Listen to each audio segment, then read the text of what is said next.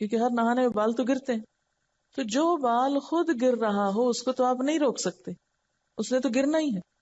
جو چیز منع ہے وہ یہ ہے کہ جان بوجھ کے بال نہ توڑیں یا نہ کاٹیں. اس لیے احرام کی حالت میں مثلاً آپ مکہ پہنچے ہیں اور عمرے کے لیے نکلنا چاہتے ہیں، تو اس سے پہلے جہاں آپ رکے ہیں وہاں اگر آپ دوبارہ نہا لیں، فریش ہو جائیں، تو اس سے کوئی فرق نہیں پڑتا. بعض خواتین وضو کے وقت بھی احرام کو آگے پیچھے نہیں ہونے دیتی ہیں اور وہ کہتی ہیں کہ نہیں، یہ اگر اتر گیا تو شاید ہمارا عمرہ یا حج نہیں ہوگا. اسی طرح سر میں اگر خارش ہو رہی ہو، کیونکہ ہوتا ہی ہے کہ ایک دم جب موسم چینج ہوتا ہے، یہاں جیسے سخت سردی ہے اور وہاں جا کر مکہ میں گرمی ہے، تو ایک دم جسم جو ہے وہ اس میں سوئیاں چبھنے لگتی ہیں، اور جس کو نہ بھی تکلیف و خارش کی وہ شروع ہو جاتی ہے. اچھا، بعض لوگ خارش نہیں کرتے، کہتے ہیں کہ شاید خارش کی سر میں تو اس سے بال ٹوٹ جائے گا، اور اگر ٹوٹ گیا تو پھر دم آ جائے گا، اور چھوٹی چھوٹی چیز پہ دم لگاتے رہتے ہیں. اس سے ڈرنے کی ضرورت نہیں، یہ ایک طبعی ضرورت ہے. اگر خارش ہو رہی ہے تو انسان احتیاط سے سر میں کر لے، یا بدن میں کہیں ہو رہی ہے تو کھجا لے یا نہا لے، تو اس سے حرج نہیں ہے، کیونکہ عبادت میں جتنی یکسوئی ہوگی اتنا ہی زیادہ لطف آئے گا. اسی طرح مرہم پٹی کرنا، کہیں خدا نخواستہ چوٹ آ گئی، کوئی دوا لگانی پڑ گئی، تو بعض لوگ کہتے ہیں نہیں دوا میں بھی خوشبو ہے، وہ بھی نہیں لگانی. تو اللہ تعالیٰ نے ہمیں یہ نہیں حکم دیا کہ اپنے آپ کو ہلاکت میں ڈالو اور پٹی میں اگر کوئی ایسی دوا لگائی جا رہی ہے جس سے خوشبو آ رہی ہے تو وہ نہ لگاؤ، یہ ایک معذوری کی حالت ہے. اسی طرح آنکھوں میں سرما وغیرہ ڈالنے کی بھی اجازت ہے. پھر موذی جانور جو ہیں جیسے سانپ بچھو وغیرہ میں سے اگر کوئی چیز ہے خدا نخواستہ، یا ایسی جیسے شہد کی مکھی کاٹ رہی ہے یا کچھ، تو ایسی چیزوں کو اگر ہٹا دیا جائے یا اڑا دیا جائے، یہ نہیں کہ وہ کاٹنے کو آئی تو آپ کہیں جی یہاں تو ہم کچھ بھی ہٹا اڑا نہیں سکتے، اسے کاٹنے دیں، تو اس کی ضرورت نہیں. چوہا ہو یا کوا ہو یا بچھو ہو یا سانپ یا کاٹنے والا کتا، ان کو دور کرنا یا مارنا یا ان کو ختم کرنا جو ہے وہ جائز ہے. پھر اسی طرح بعض لوگ احرام کی چادر نہیں بدلتے، وہ کہتے نہیں اس میں ہم احرام پہنے تھے، اسی میں ہی سارا کچھ ہوگا. چلیے عمرے کے موقع پر تو یہ ہوتا ہے کہ شروع میں آپ یہاں سے گئے 5 7 8 گھنٹوں میں آپ فارغ ہو سکتے ہیں، لیکن حج کے موقع پر تو بعض اوقات 3 4 دن تک آپ کو وہی لباس پہننا ہے، تو لوگ لباس نہیں تبدیل کرتے. خواتین اپنے جسم کے کپڑے نہیں چینج کرتی، یہ کہہ کے کہ نہیں یہ احرام کے کپڑے ہم نے پہنے ہوئے. تو یہ پابندی نہیں ہے، آپ روز اپنا ڈریس چینج کر سکتے ہیں، دن میں 2 دفعہ کرنا چاہیں 2 دفعہ کر لیں. آپ نے جو سکارف پہنا ہوا ہے یا جو چادر لی ہوئی ہے، اگر آپ وہ بھی دن میں 2 3 دفعہ چینج کرنا چاہیں، اگر آپ کے پاس سہولت ہے اور آپ سمجھتے ہیں کہ بہت پسینہ آ گئی، اسمیل یا کوئی چیز گر گئی اوپر، تو ایسی صورت میں آپ اس کو اتار کے دوسرا اگر پہن لیں گے تو اس میں کوئی حرج نہیں ہے. اسی طرح اگر گھڑی پہننا ہے یا اینک ہے، یا وہ ایک پیٹی پہنتے ہیں جس میں عام طور پہ پیسے یا پاسپورٹ وغیرہ رکھتے ہیں، یا چھڑی کا استعمال ہے، تو یہ بھی جائز ہے. پھر اسی طرح بغیر خوشبو کا تیل یا صابن جو ہے وہ بھی استعمال کیا جا سکتا ہے. منا عرفات میں جو سٹالز ہوتے ہیں اس میں بغیر خوشبو کا صابن جو ہے وہ میسر ہوتا ہے. پھر اسی طرح بچوں یا ملازموں کی تربیت کے لیے تھوڑی بہت سرزنش جو ہے اس کی بھی اجازت ہے، لیکن لڑائی جھگڑا اور فساد اور مار پیٹ جائز نہیں. پھر اسی طرح بوقت ضرورت چھتری کا استعمال جو ہے اس کی اجازت ہے، اور اگر آپ کو ٹیشو پیپر یا رومال استعمال کرنا پڑتا ہے تو اس کی بھی اجازت ہے. جن چیزوں کی اجازت نہیں وہ کیا ہے؟ شوہر اور بیوی کا جسمانی تعلق، لڑائی جھگڑا، گناہ اور نافرمانی کے کام، خوشبو لگانا، نکاح کرنا کرانا یا پیغام بھیجنا، خشکی کا شکار کرنا یا شکاری کی مدد کرنا، یا شکار کیا ہوا جانور ذبح کرنا، بال یا ناخن کاٹنا، یعنی خود سے نہیں کاٹ سکتے لیکن اگر خود کوئی گر گیا یا ٹوٹ گیا تو اور بات ہے. بعض اوقات ایسا ہوتا ہے نا آپ کو ٹھوکر لگتی ہے، پاؤں کا ناخن ٹوٹ جاتا ہے، تو اب آپ اس کو لیے نہیں پھریں گے، باقی حصے کو سیدھا کر لیں گے. پھر اسی طرح سر میں خوشبودار تیل ڈالنا یہ منع ہے. پھر اسی طرح یہ ہے کہ مردوں کے لیے سلا ہوا کپڑا پہننا منع ہے، سر پہ ٹوپی یا پگڑی پہننا منع ہے، موزے یا جرابیں مردوں کے لیے منع لیکن خواتین پہن سکتی. اسی طرح ایسی جوتی کہ جو ٹخنوں سے اوپر چلی جائے، چپل یا جوتی، بعض اوقات ہوتے ہیں نا شوز ایسے ہوتے ہیں جس سے ٹخنے چھپ جاتے ہیں، تو مردوں کے لیے ایسی جوتی پہننا بھی منع ہے. پھر اسی طرح یہ ہے کہ عورتوں کے لیے جو احرام کا چادر ہے اس کا کوئی مخصوص رنگ ضروری نہیں کہ ضرور سیاہ ہو یا ضرور سفید ہو. بعض خواتین سمجھتی کہ نہیں احرام سفید ہی ہونا چاہیے، اور اس میں مشکل کیا ہوتی ہے کہ سفید رنگ میں ایسی لون خریدتے ہیں کہ جس سے سارے بال جھلک رہے ہوتے ہیں، سارے جسم کے فگرز نمایاں ہو رہے ہوتے ہیں، تو اس چیز سے پرہیز کرنا چاہیے. اب یہ کہ یہ سارا سفر طے کر کے آپ مکہ میں پہنچ گئے. جب آپ مکہ میں پہنچے تو اس وقت ضروری نہیں کہ سیدھے حرم جائیں، آپ سیدھے ہوٹل جا سکتے ہیں، وہاں اپنا سامان رکھیں، وہاں آپ ریلیکس کریں، وہاں آپ کچھ کھائیں پیئیں اگر آپ بھوکے ہیں یا بہت تھکے ہوئے ہیں، کچھ دوا لے لیں، چائے پی لیں، نہا لیں، فریش ہو جائیں، پھر آپ حرم میں آئیں.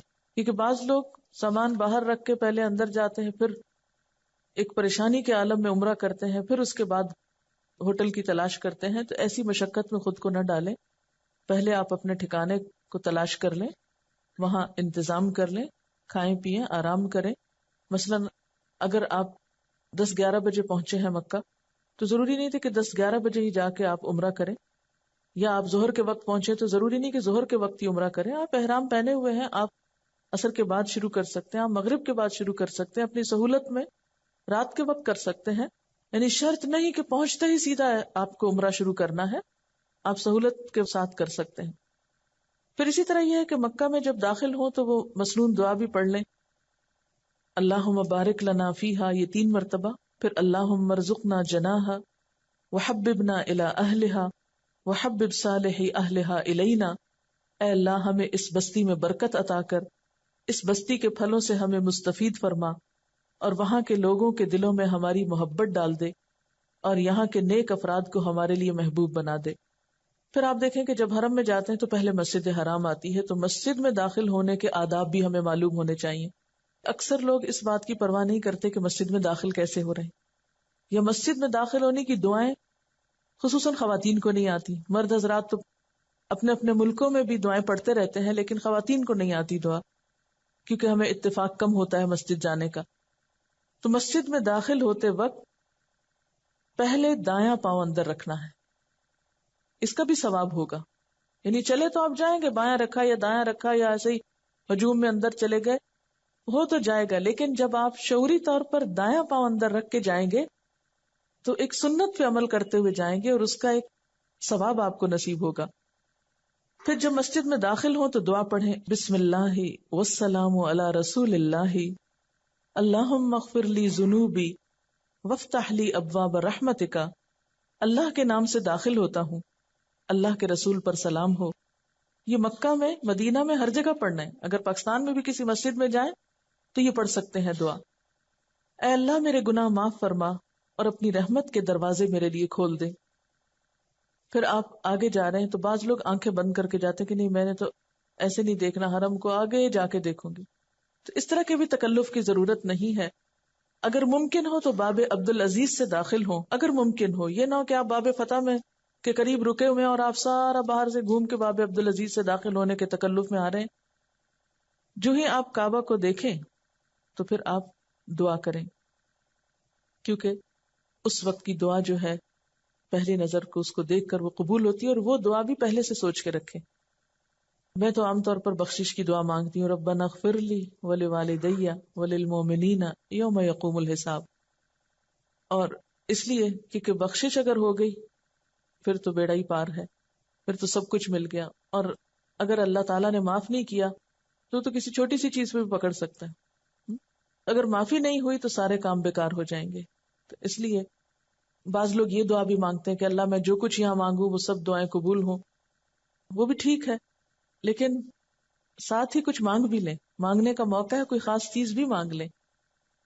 حضرت عروہ بن زبیر کہتے ہیں کہ نبی صلی اللہ علیہ وسلم کے حج کے بارے میں حضرت عائشہ نے مجھے بتایا کہ جب رسول اللہ صلی اللہ علیہ وسلم مکہ تشریف لائے تو سب سے پہلے آپ نے وضو کیا، پھر بیت اللہ شریف کا طواف کیا. تو اس سے پتہ چلتا ہے کہ طواف کے لیے وضو شرط ہے.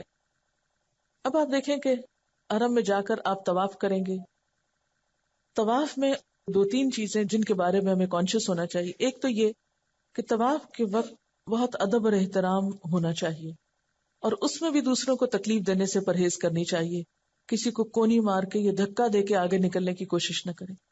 پھر بعض لوگ ہاتھ پکڑ پکڑ کے پورا گروپ بنا لیتے ہیں اور پھر نہ وہ کسی کو آگے جانے دیتے ہیں، رستہ روک دیتے ہیں. یہ بھی دوسروں کی اذیت کا سبب ہوتا ہے. کوشش کریں کہ آپ جگہ مقرر کر لیں جن کے ساتھ بھی آپ نے مل کے طواف کرنا ہے. طواف کے بعد وہاں اکٹھے ہو جائیں، لیکن طواف کے دوران ہاتھ پکڑ پکڑ کے نہ چلیں، الا یہ کہ آپ اکیلے نہ چل سکتے ہو یا آپ کو سہارے کی ضرورت ہو. ادروائز اپنا اپنا طواف کریں، اپنی اپنی دعائیں مانگیں تاکہ خشوع و خضوع زیادہ ہو. بعض لوگ معلم کے پیچھے دعائیں مانگتے ہیں، وہ زور سے بلند آواز سے بولتا ہے، پیچھے سارا ہجوم بولتا ہے اور سوچے سمجھے بغیر بعض اوقات بولا جاتا ہے. آپ نے وہ سنا ہی ہوگا کہ ایک معلم جو تھا وہ طواف کرا رہا تھا تو دعا پڑھاتے پڑھاتے اس کا موبائل بجا اور اس نے کہا ہیلو، تو پورے مجمع نے پیچھے سے کہا ہیلو. اب آپ خود سوچیں کہ اگر حرم میں اس طرح کے لطیفے ہو رہے ہوں تو پھر عبادت کا خشوع خضوع جو ہے وہ کیا ہو سکتا ہے. تو اس میں کوشش کرنی چاہیے کہ خود دعائیں پڑھیں، اور اس میں بھی آپ جو دعائیں پڑھیں وہ خشوع کے ساتھ پڑھیں، صرف بلند آواز سے چیخ چلا کے نہیں. اور آپ کو پتا ہو آپ مانگ کیا رہے ہیں. بعض اوقات معلم حضرات ایسی دعائیں پڑھ رہے ہوتے ہیں جو ہماری سمجھ میں بھی نہیں آتی کہ وہ کیا پڑھ رہے ہیں، اور ہم صرف کہے جا رہے ہیں، کوئی روح نہیں اس میں. تو کیا مانگا آپ نے؟ وہ تو کوئی اور مانگ رہا ہے. تو آپ اپنی زبان میں مانگ لیں، لیکن اپنی اپنی دعائیں مانگیں. بعض لوگ اس وقت کتابیں اٹھا کے پھر رہے ہوتے ہیں اور مخصوص چکروں کی دعائیں بنائی ہوئی ہیں. نبی صلی اللہ علیہ وسلم کی سنت سے کسی چکر کی کوئی مخصوص دعا ثابت نہیں ہے.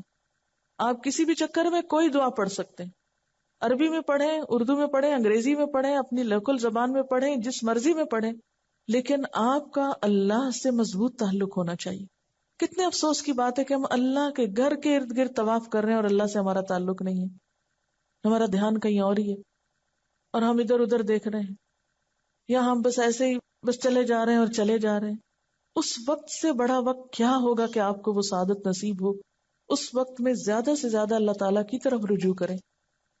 آپ یہ کر سکتے ہیں کہ اپنے چکر کو یاد رکھنے کے لیے ہر چکر کے لیے ایک وظیفہ رکھ سکتے ہیں. مثلا ایک میں استغفار پڑھ لیں، ایک میں یا حیو یا قیوم پڑھ لیں، ایک میں آیت کریمہ پڑھ لیں، ایک میں پہلا کلمہ پڑھ لیں، ایک میں چوتھا کلمہ پڑھ لیں، ایک میں درود شریف پڑھ لیں. یہ اپنی سہولت سے آپ ایک ترتیب قائم کر سکتے ہیں. بعض اوقات ایسا ہوتا ہے کہ یاد نہیں رہتا کون سا چکر ہے، تو اس دعا کے مانگنے سے یاد رہ جاتا تھا. لیکن وہ بھی زبانی پڑھیں، یا یہ کہ کوئی ایک شخص مخصوص کر کے سب کو نہ بتائے، ہر شخص اپنے اپنے لیے خود مخصوص کر سکتا ہے. اور اس کے علاوہ جو مسنون دعا ہے وہ ربنا آتنا فی الدنیا حسنۃ وفی الآخرۃ حسنۃ وقنا عذاب النار ہے، جو رکن یمانی سے حجر اسود کے درمیان نبی صلی اللہ علیہ وسلم پڑھا کرتے تھے. اور یہ خاص طور پر طواف کے ایک چکر کے پورا ہونے کا وقت ہوتا ہے کہ اس وقت دنیا اور آخرت کی بھلائی مانگ لی جائے.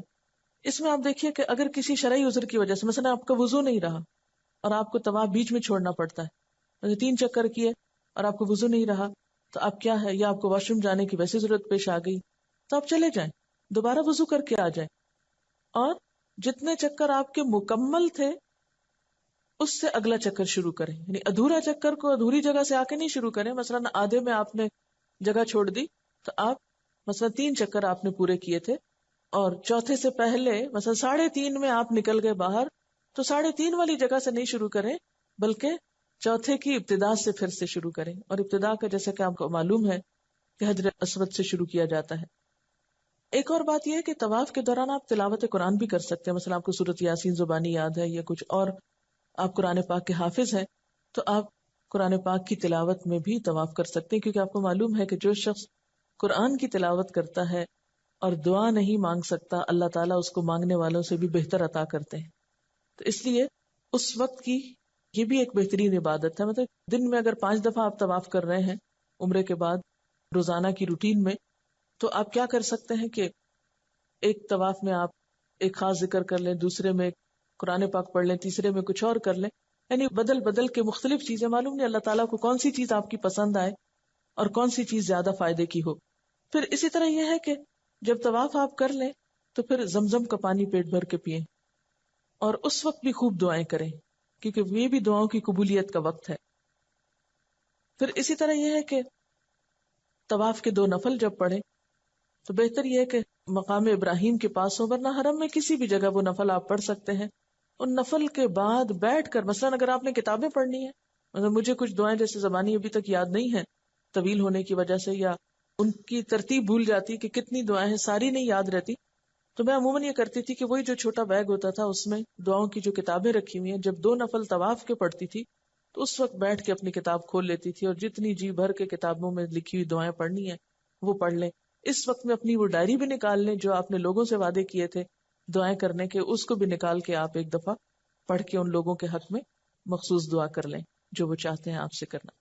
پھر یہ کہ آپ صحیح کے لیے نکلیں گے، جب صحیح کے لیے جائیں تو اس وقت کی دعا جو ہے صحیح شروع کرنے کی، یعنی صفا سے شروع کریں گے، مروہ پہ ایک چکر. اس وقت نبی صلی اللہ علیہ وسلم نے جو دعا پڑھی وہ ہے لا الہ الا اللہ وحدہ لا شریک لہ لہ الملک ولہ الحمد وہو علی کل شیء قدیر لا الہ الا اللہ وحدہ انجز وعدہ ونصر عبدہ وہزم الاحزاب وحدہ. کوشش کریں کہ یہ دعا بھی زبانی یاد ہو جائے، لیکن اگر نہ ہو سکے تو اپنے بیگ میں چھوٹے سے ایک کارڈ پہ الگ لکھی ہوئی، یہ نہیں ہو کہ کسی کتاب میں اور وہ دکے پڑھ رہے ہیں اور آپ ورقہ ڈھونڈ رہے ہیں. اگر آپ نے کسی مخصوص اس پہ لکھی ہے تو نشان یا مارکر آپ اپنی مخصوص دعاؤں پہ یا مخصوص چیزیں پڑھنے کے لیے آپ ان کو وہاں لگا سکتے ہیں. مثلا ڈفرنٹ کلر میں بھی لگا سکتے ہیں کہ آپ کو صحیح کی دعا شروع کرنی ہے اور آپ کو نہیں آتی تو جو ہی آپ صفحہ پہ پہنچنے لگتے ہیں اپنی کتاب نکالیں، فوراً اس جگہ کو نکالیں اور دعا پڑھ لیں. پھر اس کے بعد یہ کہ سب ستون یا جو سب نشان کے علاقے ہیں اس میں مرد حضرات کو تیز چلنا ہوگا، مگر عورتیں اپنی نارمل چال چلیں. یعنی میں نے بعض عورتوں کو دیکھا کہ وہ بھی دوڑ رہی ہوتی ہے نا، دیکھا دیکھی. تو اس موقع پر ٹھیک ہے حضرت حاجرہ جو تھی وہ دوڑی تھی، لیکن ہمارے لیے حکم کیا ہے کہ اس جگہ پر بھی باوقار انداز میں گزریں. اور یہاں پر بھی یہ کہ اگر صحیح کا سلسلہ بھی بیچ میں منقطع کرنا پڑا، مثلا آپ تھک گئے تو آپ بیٹھ جائیں تھوڑی دیر کے لیے، آپ کو پیاس لگی آپ پانی پی لیں.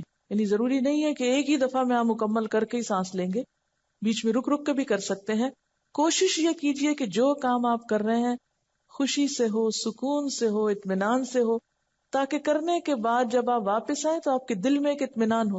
یہ حسرت نہ ہو کہ اوہ پہلا حج تو تجربے کی نظر ہی ہو گیا اور اب ایک دفعہ اور حج کرنا ہے جو صحیح کر کے کرنا ہے، تو اس کے لیے ہو سکتا ہے آپ دوبارہ نہ جا سکیں. اس لیے اس تجربے کو بھی بہت آسان طریقے سے کریں. جو چیز سمجھ نہ آئے رک جائیں، ٹھہر جائیں، تسلی کر کے نکلیں، بھاگم دوڑ نہیں مچائیں، اور سمجھ کے پڑھ کے، یعنی عمرے اور حج کی جو کتابیں آپ کے پاس رکھی ہوں گی ان کو وہاں پر دوبارہ پڑھ لیں. ہر کام کرنے سے پہلے اس حصے کو پھر سے پڑھ کے سوچ سمجھ کے جتنا آپ کے بس میں ہے اپنی تسلی کر کے آئیں. شاید یہ آخری حج ہو، اس کے بعد موقع نہ ملے تو آپ کی کوئی حسرت ایسی باقی نہ رہے. پھر یہ ہے کہ جب صحیح ہو جاتی ہے تو پھر بالوں کو کاٹنا ہوتا ہے. اس میں بھی عورتیں سمجھتی کہ شاید سارے بالوں کے آخر میں ٹرمنگ کرنا ضروری ہے. نہیں، آپ ضروری نہیں کہ چٹیا کے اینڈ سے کاٹیں، آپ یہاں سے بھی اپنی ایک لٹ نکال کے اتنے حصے کو بھی کاٹ سکتے ہیں. اگر پیچھے سے نکالنا ممکن نہ ہو تو آگے سے نکال کے کان کے پاس سے بھی کچھ کاٹ سکتے ہیں. کسی حصے سے بھی آپ 1.5 انچ اتنا سا کاٹ کے آپ پھینک سکتے ہیں. اس میں یہ ہے کہ کوشش کریں کہ جب آپ بال کاٹ رہے ہیں تو کوئی مرد حضرات آپ کے بال نہ دیکھیں. کئی خواتین کو اس جگہ پہ دیکھا گیا ہے کہ وہ چٹیا کو سب کے سامنے کھول کے نکال کے کاٹ رہی ہوتی ہیں اور مرد حضرات دیکھ رہے ہوتے ہیں. اتنی تکلیف اور پریشانی ہوتی ہے کہ یہ کس قسم کا عمرہ ہو رہا ہے کہ جہاں حرام کام کا ارتکاب ہے، کیونکہ عورت کے بال کسی مرد کو دیکھنے نہیں چاہیے. وہاں پر تو خاص طور پر اس چیز سے پرہیز کرنا چاہیے. پھر جب آپ نے عمرہ کر لیا، یہاں پر آپ کا عمرہ ختم ہو گیا. عمرہ جب آپ نے کر لیا، مسجد سے باہر نکلنے لگے تو بایاں پاؤں پہلے باہر نکالیں گے اور دعا پڑھیں گے، بسم اللہ والسلام علی رسول اللہ، اللہم اغفر لی ذنوبی وافتح لی ابواب فضلک. اللہ کے نام سے مسجد سے نکلتا ہوں، اللہ کے رسول پر سلام ہو، اے اللہ میرے گناہ معاف فرما اور اپنے فضل کے دروازے میرے لیے کھول دے. اب آپ دیکھیے کہ عمرے کے بعد آپ احرام کھول دیں گے، یعنی آپ کے اوپر وہ پابندیاں جو ہیں، بنیادی طور پر احرام کھولنے کا مطلب یہ نہیں کہ اسکارف اتار کے پھینک دیں گے. اس کا مطلب یہ ہے کہ عمرے کی جو پابندیاں آپ پر عائد ہوئی تھی وہ پابندیاں اب ختم ہو گئی. اب جب دوبارہ آپ کو حج کرنا ہے تو 8 تاریخ کو دوبارہ احرام پہنیں گے. اس کی بات بعد میں کریں گے. اب یہ ہے کہ ہو سکتا ہے آپ کے پاس 2 ہفتے ہوں وہاں پر مکہ میں ٹھہرنے کے. ان 2 ہفتوں کو کیسے گزارنا ہے، اس کے لیے دن بھر کا اپنا ٹائم ٹیبل بنائیں اور اس پر سختی سے جم جائیں. ورنہ روزانہ کے پروگرام تبدیل کرنے سے بہت سے اوقات ضائع ہو جاتے ہیں. اس میں یہ ہے کہ بعض اوقات آپ کے رشتے دار یا دوست یا گروپ کے لوگ آپ کے ساتھ ہوتے ہیں، وہ آپ کو کہتے ہیں کٹھے چلیں گے، کٹھے آئیں گے، کٹھے بیٹھیں گے، کٹھی جگہ رکھیں گے. ان چیزوں سے باہر آ جائیے. اس لیے کہ بعض اوقات دوسروں کے انتظار میں، مثلا نماز کا وقت اذان ہو رہی ہے اور آپ چیخ چلا رہے ہیں جلدی باہر آؤ واش روم، لوگ چلے جاتے ہیں اور نکلنے کا نام نہیں لیتے، یا وضو کر رہے ہیں اور کیے چلے جا رہے ہیں، ان کا وہم ختم نہیں ہو رہا. اس قسم کی بہت سی باتوں سے بہت وقت ضائع ہوتا ہے. تو جو بھی آپ کے ساتھ ہیں ان کو ادب احترام سے سمجھا دیجئے کہ یہ اوقات بڑے قیمتی ہیں، یہ وقت اور یہ فرصت شاید پھر ملے یا نہ ملے. اس لیے اگر جانا بھی ہے تو وقت پر جو تیار ہو تو جائیں، اور پہلے سے بتا دیں اگر آپ وقت پہ تیار نہیں تو میں انتظار نہیں کروں گی. کیوں؟ اگر آپ نے پہلے سے بتایا ہوگا تو وہاں ناراضگی نہیں ہوگی. اور اگر آپ نے نہیں بتایا اور آپ نکل گئے یا آپ رکے رہے اور آپ غصہ کیا اور ایک دوسرے کو ڈانٹ ڈپٹ رستے میں ہوتی رہی، تو اس سے پھر حج کا جو ہے وہ ثواب اور وہ جو ایک روحانیت کی فضا ہے وہ ختم ہو جاتی. اور دوسروں کو بھی سمجھنا چاہیے کہ ہم سب یہاں عبادت کے لیے ہیں. بعض اوقات ایک شخص کا موڈ ہے شاپنگ کا، وہ دوسرے کو بھی کھینچے چلو میرے ساتھ، وہ میں وہ چیز دیکھ کر آئی ہوں بہت اچھی ہے، تم بھی چل کے دیکھو. ان چیزوں سے پرہیز کرنا چاہیے. دیکھیں چیزیں تو دنیا بھر میں ملتی ہیں، اگر چند دن وہاں چیزیں نہ بھی دیکھی تو کوئی بات نہیں. اور اگر کسی وقت کوئی چیز ضرورت اور آپ کو لینی ہے تو آپ ایسے اوقات میں جائیے کہ جب آپ عبادت سے تھک چکے ہوں اور آپ تھوڑا اپنے آپ کو فریش کرنے کے لیے تھوڑا ادھر ادھر نکل جائیں. ورنہ نمازوں کے اوقات میں، عبادت کے اوقات میں، فریش اوقات میں بازاروں میں گھومنا جو ہے یہ اپنے وقت کو ضائع کرنا ہے.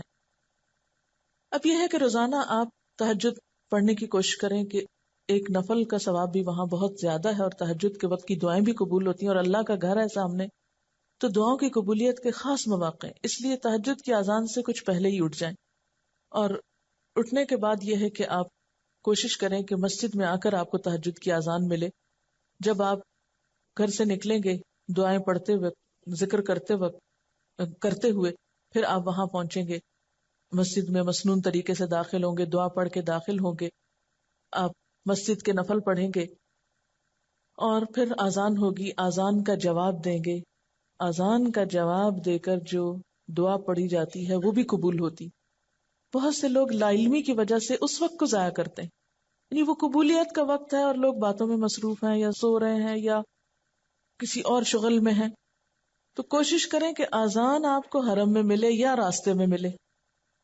اگر راستے میں ملتی ہے اذان، یعنی 5 اذانوں میں سے یا تہجد کی اذان میں سے سب کی بات میں کر رہی ہوں اس وقت مشترکہ طور پر، تو آپ اذان کا جواب دیں، کسی سے بات نہیں کریں، اور اس کے بعد خصوصی دعا کریں اپنے لیے. پھر آپ مسجد میں پہنچیں، آ کر مسجد کے نفل پڑھیں. پھر تہجد کا وقت ہے اگر تو تہجد وہیں پر آپ ادا کریں. پھر فجر کی اذان ہو تو اس کا جواب دیں، پھر اس کی دعا پڑھیں، اذان کے بعد کی دعا.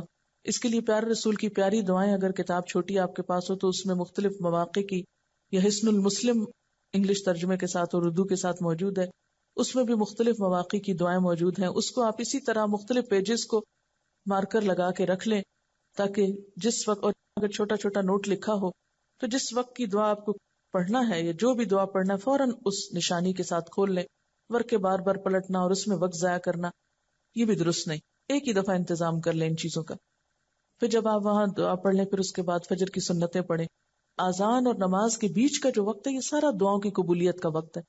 اس وقت کو آپ یا تو تلاوت میں گزاریں یا ذکر میں گزاریں یا دعا پڑھیں. اس وقت میں کچھ اور نہ کریں.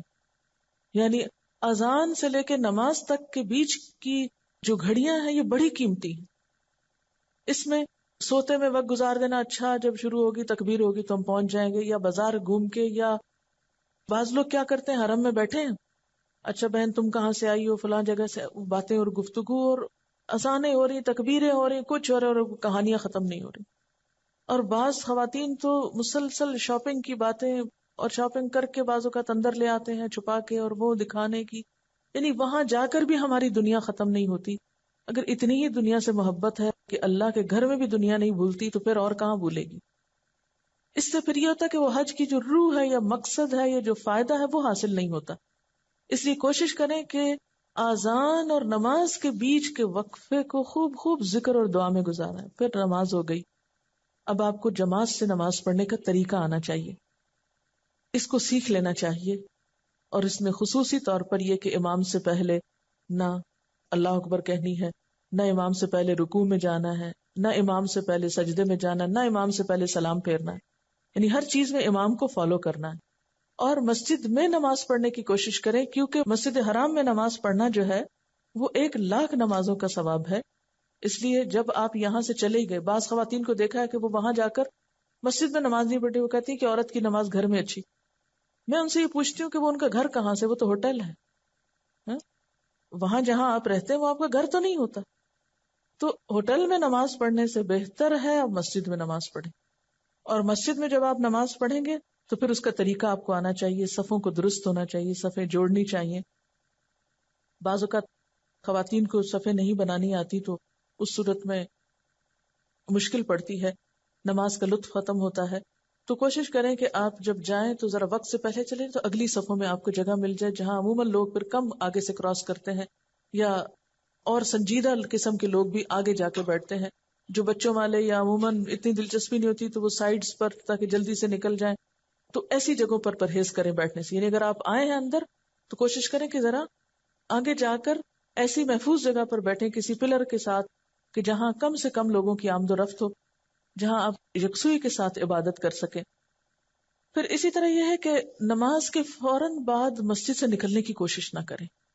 خواتین کو ذرا رک کے نکلنا چاہیے، کیونکہ مردوں کے ہجوم ہوتے ہیں نکلتے ہوئے، اس وقت پہ بہت ٹکراؤ ہوتا ہے. حتیٰ کہ جوتا جب پہن رہے ہوتے ہیں تو پیچھے سے بھی دھکے پڑ رہے ہوتے ہیں. تو کوشش کریں نماز کے بعد آپ سنت پڑھیں، سنت کے بعد نفل پڑھیں، ایکسٹرا نفل پڑھیں، تلاوت کریں، ذکر کریں، دعائیں مانگیں. اور جب آپ دیکھیں کہ اب رش چھٹ گیا ہے پھر آپ اٹھیں اور مسجد سے باہر آئیں. اب اس کا یہ مطلب نہیں کہ دعاؤں اور نماز میں اتنا مشغول ہو کہ آپ کسی سے کوئی سلام دعائی نہ کریں. جب آپ نماز پڑھ چکے اپنے کام سے فارغ ہو جائیں تو پھر آپ دیکھیں دائیں بائیں کون بیٹھا ہے، سلام کریں، بات کریں اور حال چال پوچھیں. اپنے ملک کے لوگوں کے بھی، دوسرے ملکوں سے آئے ہوئے لوگوں کے بھی اپنے بارے میں بتائیں، ان کے بارے میں جانیں. کیونکہ حج کا مقصد کیا ہے؟ لوگوں کی باہم ملاقات بھی ہو، ایک دوسرے سے تعارف بھی ہو، ایک دوسرے سے کچھ سیکھا بھی جائے. اور اس میں آپ تھوڑی بہت دنیا کی بات بھی اگر آپ کر لیتے ہیں، کھانے کپڑے کی بھی ہلکی پھلکی، جب آپ نماز وغیرہ سے فارغ ہو کے ہر چیز سے بالکل، تو اس وقت میں کوئی حرج نہیں. لیکن نمازوں کے انتظار کے وقت میں نہیں، دعاؤں کی قبولیت کے وقت میں نہیں. پھر اسی طرح یہ ہے کہ اس وقت میں اپنے پاس چھوٹی چھوٹی کوئی ایسی چیز ہو جو دوسروں کو آپ دے سکیں، بانٹ سکیں، وہ اگر آپ جاتے وقت یہیں سے لے جائیں. مثلا دعاؤں کے کارڈ لے جائیں، کچھ مثلا شادی کارڈ گھروں میں وش کارڈز پڑے ہوتے ہیں فالتو بیکار، ان کے اوپر کاٹ کر کچھ اپنے ہاتھ سے دعائیں لکھ لیں. وہ آپ مختلف لوگوں کو، یا احادیث لکھی ہوئی ہوں وہ آپ وہاں پر دے سکتے ہیں.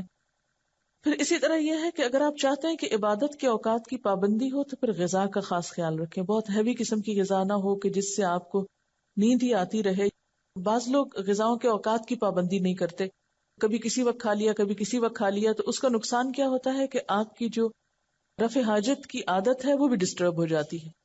تو اس میں اگر آپ چاہتے ہیں کہ وقت پر فارغ ہوں اور وقت پر آپ پاک ہوں، وقت پر صاف ہوں، تو پھر اس کے لیے ضروری ہے کہ کھانے کے جو اوقات ہیں ان کی بھی اسٹرکٹلی پابندی کریں. اور اس میں کھانا اس طرح کا نہ ہو کہ جس سے آپ کو معدے میں جلن شروع ہو جائے، یا آپ بار بار پانی پیئیں، یا آپ کو سستی اور غنودگی ہو، یا یہ کہ آپ کا سٹمک اپسیٹ ہو جائے اور واش روم بار بار جانا پڑے. یہ تمام چیزیں جو ہے وہاں جا کر بہت عبادت کے وقت کو ضائع کرتی ہیں. کھجور اور زمزم کا استعمال خاص طور پر کرتے رہیں. یہ دونوں چیزیں آپ کی صحت کے لیے بھی اچھی ہیں. اور زمزم کے بارے میں بھی آتا ہے کہ جس نیت سے پیا جائے وہ حاصل ہوتی. یعنی اگر آپ شفا کی نیت سے پی رہے ہیں یا غذا کی نیت سے پی رہے ہیں تو کوشش کریں کہ حرم میں ہوتے ہوئے دوسرا پانی نہ لے جائیں، وہی پانی بار بار پئیں. کھجور اگر اپنے بیگ میں بھی تھوڑی سی ساتھ رکھ، کسی وقت عبادت کے درمیان شوگر لیول لو ہوتا ہے تو ایک آدھ کھجور جو ہے وہ اگر آپ پولیتھین کے لاک ہونے والے بیگ کے اندر ڈال کے 3-4 رکھی بھی ہوں، ذرا زیادہ بھی رکھ لیں، بعض اوقات 7-8 بھی رکھ لیں. کیونکہ ہوتا ہی کہ جب آپ کھا رہے ہیں تو سامنے کوئی بچہ بیٹھا ہے، دائیں بائیں کوئی اور بیٹھا ہے، تو اس کو بھی تھوڑا سا آفر کر دیں. کیونکہ بہت آکورڈ لگتا ہے کہ آپ خود تو کھا پی رہے ہیں اور لوگ آپ کی شکل دیکھ رہے ہیں. اور میں اس وقت یہ حدیث یاد رکھتی ہوں کہ آگ سے بچو خواہ کھجور کا آدھا ٹکڑا ہی. تو سوچتی ہوں کہ یہ بالکل انجان لوگ ہیں جو مجھے نہیں جانتے کہ میں کون ہوں. اگر ان کو میں کچھ دوں گی تو یہ تو نہ مجھے ان سے شکریہ کی توقع ہوگی، نہ مجھے تعریف کی، نہ اس کے بعد یہ میرا احسان کبھی اتار سکیں گے. اس لیے ایسے لوگوں پہ احسان کرو کہ جن سے کوئی واپسی کی توقع نہ ہو.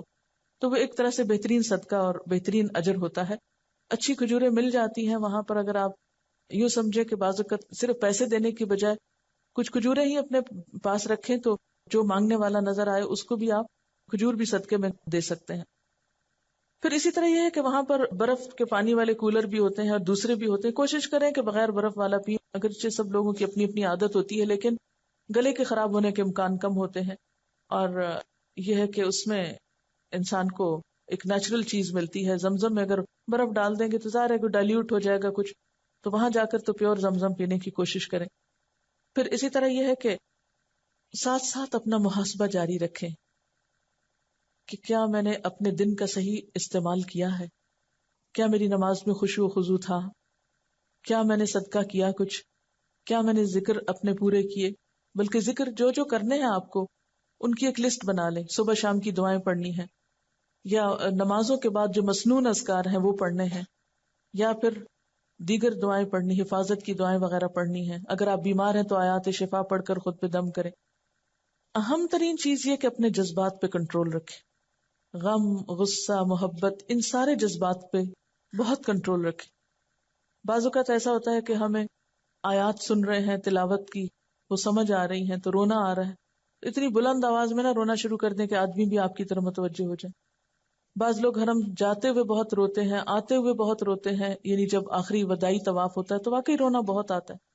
اس میں بھی اعتدال رکھیں. ایسا نہ ہو کہ صرف رونے میں وقت گزر جائے اور دعاؤں کا وقت ہی نہ رہے.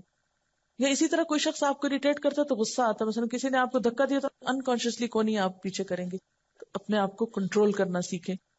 پھر اسی طرح یہ ہے کہ بھوک لگی ہے تو بار بار ہائے بھوک لگی ہے اور ابھی تک کھانے کا موقع نہیں آیا, اور یہ باتیں بھی بار بار نہ کریں. پیاس لگی تو ہائے بہت ہی پیاس لگ رہی ہے, نہیں بس پانی پی لیں. یہ بار بار تذکرہ کرنے کی کیا ضرورت ہے؟ یعنی لغو اور بیکار قسم کی باتوں سے حد الوسع بچیں. پھر اس کے بعد یہ ہے کہ آپ کو ہو سکتا ہے کہ مدینہ جانے کا موقع ملے اور یہ حج سے پہلے ہو. ہجرت سے پہلے مدینہ کا نام یثرب تھا, بعد میں مدینہ طیبہ کے نام سے یہ مشہور ہوا. مکہ سے 260 میل کے فاصلے پہ ہے اور آبادی کے اعتبار سے پھر یہ دوسرے نمبر پہ ہے. اسے دار الہجرت بھی کہا جاتا ہے کیونکہ ہجرت کے بعد یہ گھر بنا تھا نبی صلی اللہ علیہ وسلم اور صحابہ کرام کا. نبی صلی اللہ علیہ وسلم نے فرمایا, اے اللہ, حضرت ابراہیم تیرے خلیل اور نبی تھے, ان کی زبان پر تو نے مکہ کو حرم قرار دیا. اے اللہ, میں تیرا بندہ اور پیغمبر ہوں, میں مدینہ کے دونوں کناروں کے درمیان تک حرم قرار دیتا ہوں. یعنی جس طرح مکہ کا حرم ہے اسی طرح مدینہ بھی حرم ہے. آپ نے فرمایا المدینہ تو حرم, مدینہ حرم ہے, اور مدینہ کا حرم جبل عیر سے جبل سور تک ہے, نہ اس کا درخت کاٹا جائے نہ اس میں کوئی بدعت کی جائے. جو مدینہ میں بدعت ایجاد کرے گا اس پر اللہ کی اور فرشتوں کی لعنت ہے. آپ نے فرمایا مدینہ برے آدمیوں کو اس طرح نکال دیتا ہے جیسے بھٹی لوہے کا میل دور کرتی ہے. یعنی ان کا یا تو وہاں دل نہیں لگتا یا پھر یہ وہ رہ نہیں سکتے. آپ نے فرمایا اگر لوگ سمجھے تو مدینہ ان کے لیے بہتر ہے. ہوتا یہ کہ جب ہم مکہ جاتے ہیں تو ہمارا شوق ہوتا ہے کہ زیادہ وہاں رہیں, اور الحمدللہ ہونا بھی چاہیے, لیکن مکہ کی محبت میں مدینہ کی محبت کو ختم نہ کر دے, یا مدینہ کی محبت میں مکہ کی محبت کم نہ کر دے. یعنی دونوں میں اعتدال بہت ضروری. بہت سے لوگ ان دو شہروں کو ہر وقت کمپیئر کرتے رہتے, مدینہ میں یہ تھا مکہ میں یہ نہیں تھا, مکہ میں یہ تھا اور مدینہ میں یہ نہیں تھا. اس طرح کی گفتگو کا بھی اتنا فائدہ نہیں. یہ ہے کہ دونوں شہروں کا اپنا مزاج ہے, اپنی جگہ, اپنی رحمت, برکت اور فضیلت ہے. دونوں کو ڈیو رسپیکٹ اور محبت دیں, دونوں میں پہنچ کر وقت کی قدر کریں اور ان جگہوں کا ادب اور احترام کریں. آپ صلی اللہ علیہ وسلم نے فرمایا ایمان مدینہ میں سمٹ کر ایسے آ جائے گا جیسے سانپ سمٹ کر اپنے بل میں آ جاتا ہے. یعنی آخری وقت میں دنیا میں جب ہر طرف بے ایمانی ہو جائے گی اور دین ختم ہو جائے گا تو ایمان اور دین سمٹ کر واپس وہیں لوٹ جائے گا. آپ صلی اللہ علیہ وسلم نے فرمایا مدینہ اسلام کا قبہ ہے, ایمان کا گھر ہے, ہجرت کا مقام ہے, حلال و حرام کے معلوم ہونے کا ٹھکانہ ہے. آپ نے فرمایا جو مدینہ کی مصیبتوں اور پریشانیوں پر صبر کرے میں قیامت کے دن اس کی سفارش کروں گا. تو جس طرح مکہ جا کر آپ نے تکلیف اور پریشانی کا ذکر نہیں کرنا, اسی طرح یہاں پر بھی تکلیف اور پریشانی پر صبر کرنا ہے, یعنی کسی بھی قسم کی جو ہو. آپ نے فرمایا سب سے پہلے میں جن لوگوں کی سفارش کروں گا وہ مدینہ والے ہیں, پھر مکہ والے, پھر طائف والے ہوں گے. آپ صلی اللہ علیہ وسلم نے فرمایا جو مدینہ میں مرنے کی طاقت رکھتا ہو اس کو مدینہ میں ہی مرنا چاہیے, اس لیے کہ مدینہ میں مرنے والوں کا میں گواہ اور ضمانتی بنوں گا. ہر ایک کی قسمت میں تو یہ نہیں ہو سکتا, لیکن نیت اور تمنا کرنے میں کیا حرج ہے، کم از کم نیت کا ہی ثواب مل جائے۔ حضرت عمر دعا مانگا کرتے تھے، اے اللہ تو اپنے راستے میں مجھے شہادت نصیب فرما اور اپنے رسول کے شہر میں موت دے۔ آپ صلی اللہ علیہ وسلم نے مدینہ کے پھلوں کے لیے دعا مانگی ہے، اللہم بارک لنا فی ثمرنا وبارک لنا فی مدینتنا وبارک لنا فی ساعنا وبارک لنا فی مدنا۔ اے اللہ تو ہمارے پھلوں میں برکت دے، ہمارے شہر میں برکت ہی برکت دے، اور ہمارے مد اور سا یعنی تولنے کے جو پیمانے ہیں ناپنے کے، ان میں برکت عطا فرما۔ آپ نے فرمایا، خدایا ابراہیم تیرے بندے اور خلیل اور نبی تھے، میں بھی تیرا بندہ اور پیغمبر ہوں۔ حضرت ابراہیم نے مکہ کے لیے دعا مانگی تھی اور اس کے ساتھ اور زیادہ بھی۔ پھر آپ صلی اللہ علیہ وسلم پھل کو یعنی پھل کے لیے دعا مانگ کے وہ پھل کسی چھوٹے بچے کو عطا کر دیتے، یعنی جب آپ کسی پھل کو دیکھتے تھے تو اس وقت یہ دعا پڑھتے۔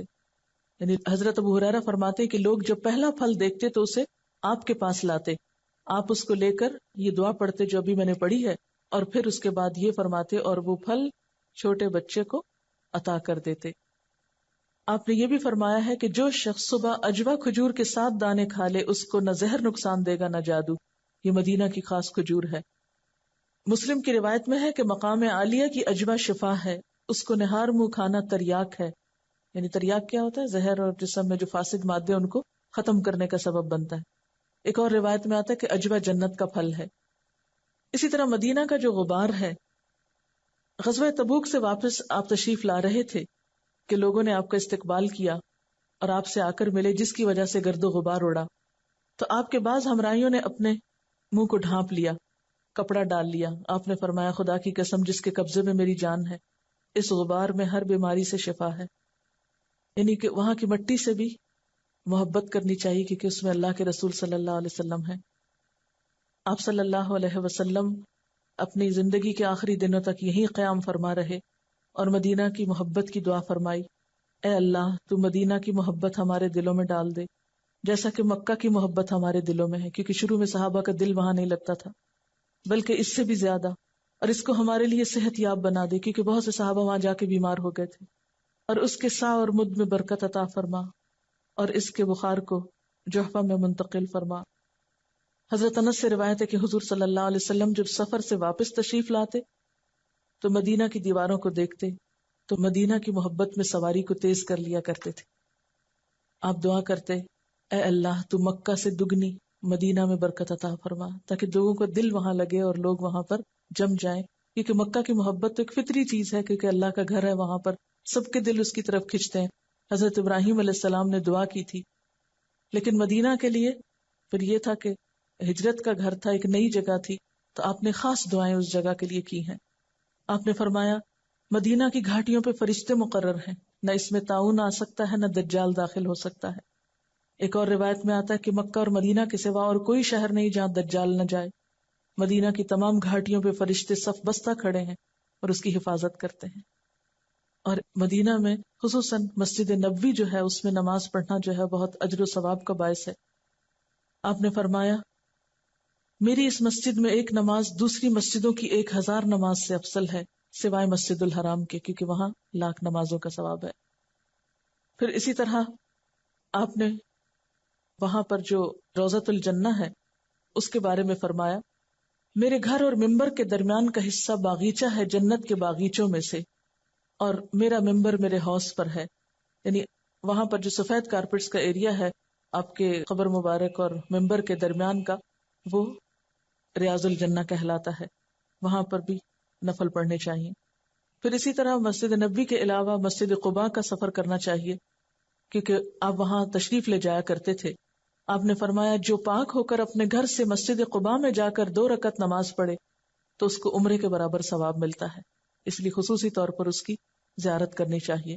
اسی طرح جب نبی صلی اللہ علیہ وسلم کے روضہ مبارک پر جانے کا موقع ملے تو کوئی شور، کوئی ہنگامہ، کوئی بے ادبی، کوئی کسی کو اذیت نہیں دینی چاہیے۔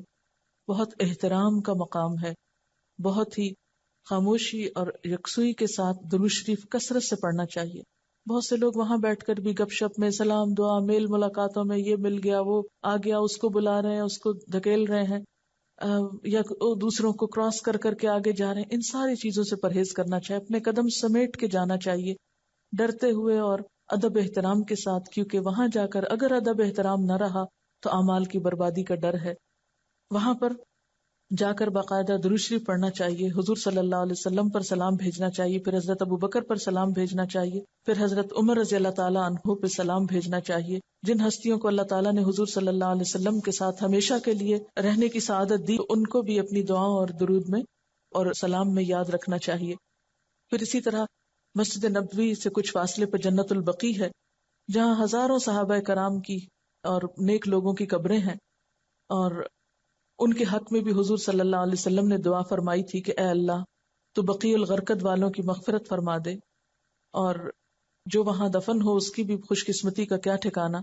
تو اس جگہ پر جا کر بھی اگر گزرتے ہوئے، کیونکہ اندر تو جانے کی اجازت نہیں ہوتی، لیکن اس کی چار دیواری سے پہچانا جاتا ہے، تو باہر سے گزرتے ہوئے خصوصی دعائیں جو قبرستان کے پاس سے گزرتے ہوئے کرنی چاہیے۔ سب صحابہ کرام کا تصور ذہن میں لا کر جو وہاں دفن ہیں ان سب کے لیے خصوصی دعا کرنی چاہیے۔ اب یہ ہے کہ مدینہ سے واپس آ کر پھر جب حج کا موسم ہوتا ہے تو 8 تاریخ کو حج شروع ہوتا ہے۔ اس میں آپ دیکھیے کہ 8 تاریخ کو آپ اپنے گھر سے ہی یا ہوٹل سے جہاں آپ رہ رہے ہیں وہاں سے آپ احرام پہنیں گے 8 ذی الحج کو۔ 8 ذی الحج کا دن جو ہے یہ یوم الترویہ کہلاتا ہے۔ یوم الترویہ اس لیے اس کو کہتے ہیں، ترویہ کا معنی ہوتا ہے سیراب کرنا۔ اہل عرب جب حج کے لیے جاتے تھے تو اپنے اونٹوں کو اچھی طرح پانی پلاتے تھے اس دن، یعنی تیاری کا دن ہے ایک طرح سے۔